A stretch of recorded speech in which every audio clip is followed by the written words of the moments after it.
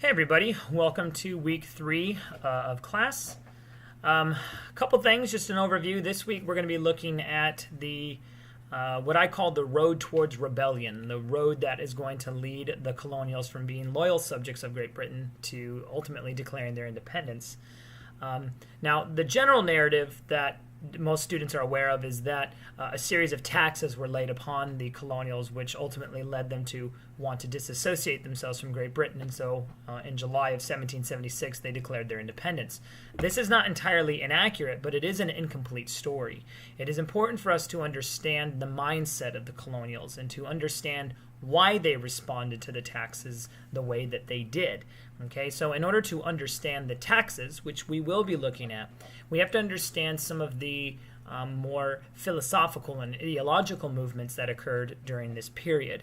And so we're going to look at two movements, one secular and one religious, in order to understand how the colonials came to think about themselves and the relationship they had with their government. Okay, these two movements are called the Enlightenment, and we're going to look at just a very small section of the Enlightenment with a specific focus on the philosopher and medical doctor John Locke. And we will also be taking a look, albeit briefly, at the First Great Awakening, which was a Protestant evangelical revival. And both of these particular movements shaped the way that the colonials thought. It basically gave them a sense of self-awareness, that they could choose for themselves their religion, they could choose for themselves their form of government. And when they began to think in terms of self-government, this is going to cause them to respond negatively to the taxes levied by Great Britain. So we're going to be looking at all of that this week. There's a series of videos and lectures that, of course, you'll be looking at, and, of course, discussion boards as well. So just dive into that.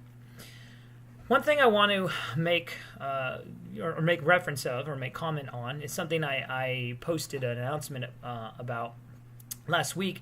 But anytime you upload a discussion board, I am really looking for you to think deeply about the content. Okay, I want you to provide as many anecdotes, as many examples as you can to support whatever position or argument you're making. Oftentimes the questions I pose are opinion-based or argument-based, and I'm really looking for you to really digest the content.